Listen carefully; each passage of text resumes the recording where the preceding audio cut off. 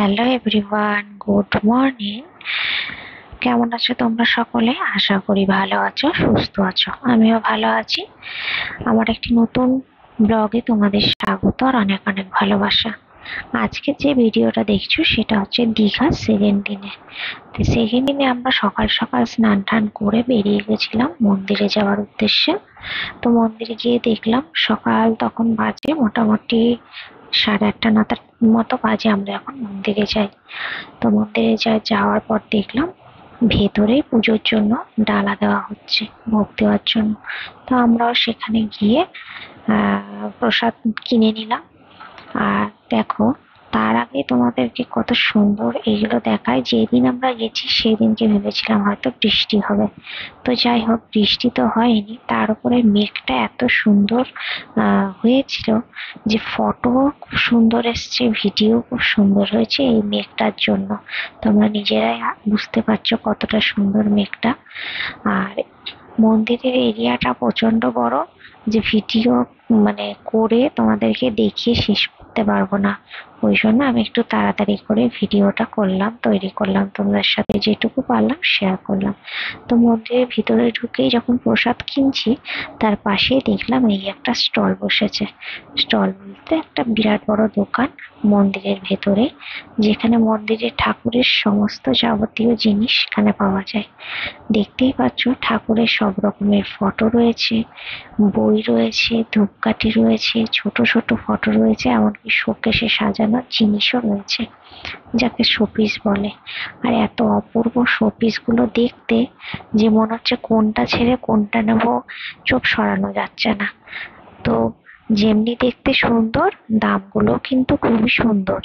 তোমরা যারা যারা গেছো তারা অবশ্যই অনেকে জানো, আর যারা যাওনি গিয়ে দেখে আসতে পারো। কেনো বা না কেন, দেখতে তো ক্ষতি নেই। তো আমরাই সেইগুলোই ঘুরে ঘুরে দেখছিলাম যে এত ছোট ছোট ঠাকুরের মধ্যে এত সুন্দর কাজ, নিখুঁত কাজ সে বলার নয়। বাচ্চাদের অনেক ছোট ছোট গল্পের বইও ছিল। তারপর আর কিছু সেরকম এখান থেকে কেনাকাটি করিনি। মামামের জন্য শুধু একটা ঠাকুরের ছবি আঁকা, কৃষ্ণের ছবি আঁকা একটা শুধু গেঞ্জি নিয়ে এসেছি, সেটা তোমাদের সাথে পরে কোনো এক সময় শেয়ার করব।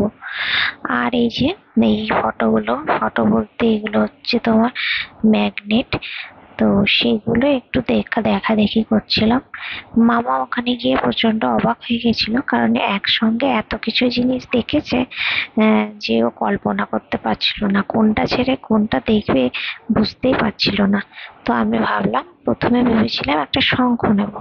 তো শঙ্খগুলো দেখলাম ভালো, কিন্তু দামটা অতিরিক্ত রেঞ্জে। তো ওই জন্য আর নিলাম না, ভাবলাম পরে কোনো এক সময় নেওয়া যাবে। তো শাকগুলো খুবই ভালো। তা তার জন্য যাই হোক একটু দেখছিলাম, দেখে সমস্তটাই তোমাদের সঙ্গে শেয়ার করলাম। আমার খুব পছন্দ হচ্ছিল। এবার দেখো, সব ভিডিও তো একবারে দেওয়া যায় না। আমি যদি খুব স্লোলি দিতে যাই তাহলে হয়তো ভিডিওটা অনেক বড় হয়ে যাবে, তাই ফার্স্ট ফার্স্ট আমি দিচ্ছি। কিন্তু পুরো প্রত্যেকটা জিনিস খুবই সুন্দর, মনে হবে দেখেই যাই। আর এই ফটোটা, এই ইয়েটা দেখো, শোপিসটা কত সুন্দর।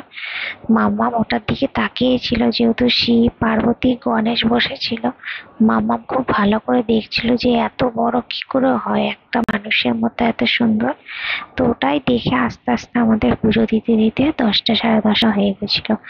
দেখো কত সুন্দর পদ্মের পুকুরটা তৈরি করেছে, দুদিকে দুটো, দেখতেও কত ভালো লাগছে।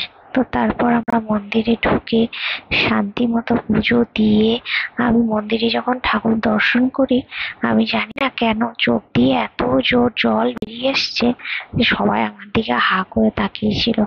জানি না কেন ঠাকুরের দিকে তাকালেই যেন মনটা একদম ভরে যায়, মনে হচ্ছে আর কিছু চাই না, তোমার কোলেই সবসময় তোমার দিকেই তাকিয়ে চুপচাপ বসে থাকতে ইচ্ছে করে, এইরকম লাগছিল।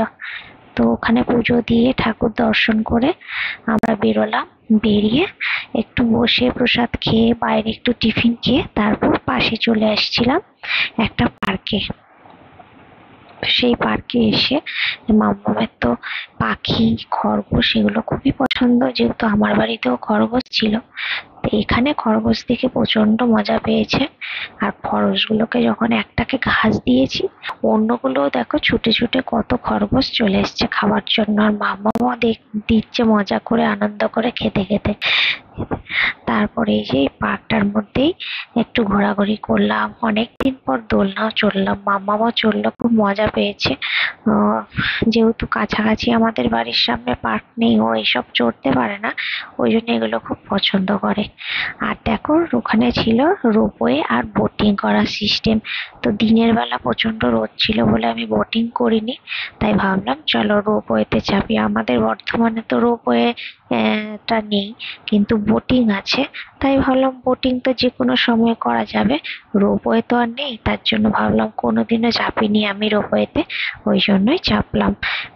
তো মাম্মাম প্রথমে ভেবেছিলাম মাম্মাম ভয় পাবে, তো দেখলাম না, মাম্মাম বেশ ভালোই খুব মজা করেছে ওখানে চেপে। তোমাদের দাদা ভাইও শুনলাম এই প্রথমবারই চাপলো, আর আমিও এই প্রথমবারই চাপলাম। আর এই রোপওয়েতে করে যেই পার্কে গেছি সেই পার্কের পুরোটা তোমাদের সঙ্গে ওপর দিয়ে দেখালাম। দেখো ওপর থেকে পুরোটাই দেখা যায়।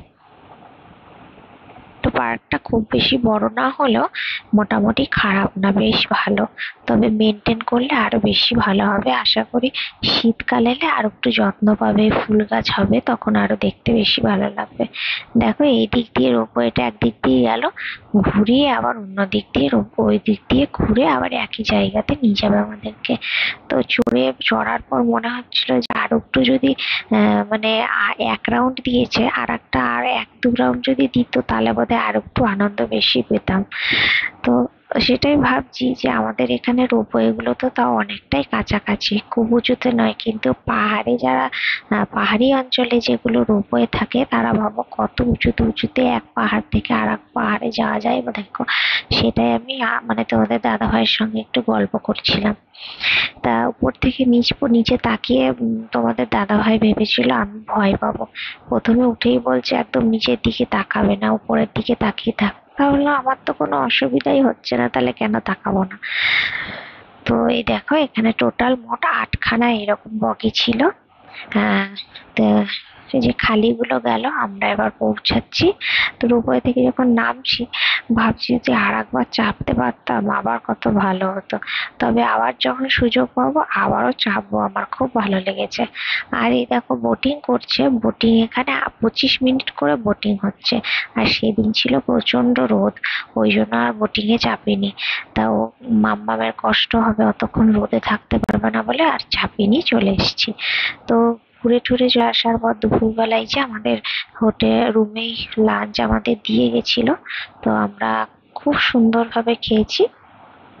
খাওয়া দাওয়ার পর একটা বিরাট বড় সুন্দর ঘুম দিয়ে তারপর উঠে আবার রেডি ফেডি হয়ে মাম্মা মামি তোমাদের দাদা ভাই আবার বেরিয়ে পড়েছিলাম বাজারে।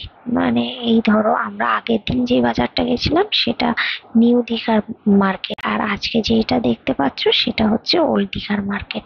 তো এইখানে একটু বেশ ভালো ঘোরাঘুরি করলাম, বাজারে গেলাম, কয়েকটা জিনিস কিনলাম। মানে দেখো কেনাকাটি তো বড় কথা নয়, এই যে ঘুরে ঘুরে দেখতে বেশি ভালো লাগে, তো এগুলোই একটু ঘোরাঘুরি করে দেখছিলাম। তবে খুব যে আহামরি কিছু আছে তা নয়, আমাদের বর্ধমানেও অনেক জিনিসই পাওয়া যায়। তা আমার মনে হয় না দীঘাতে আলাদাভাবে কিছু স্পেশাল পাওয়া যায়। তো ব্যাগ ফ্যাগ গুলো দেখলাম, ভেবেছিলাম একটু অন্য রকমের পাবো, কিন্তু দেখলাম না, বর্ধমানেও খুঁজলে ওই একই ব্যাগ পাওয়া যাবে। তো ওই জন্য সেরম ভাবে কিছু আর দেখিনি। দিয়ে মাম্মাম এই পুতুলগুলো দেখে একটু বলছিল কিনে দেবে, দিয়ে ওগুলো অত বড় পুতুল তো বর্ধমানে নিয়ে আসা সম্ভব নয় ক্যারি করা, ওর জন্য আর নিলাম না।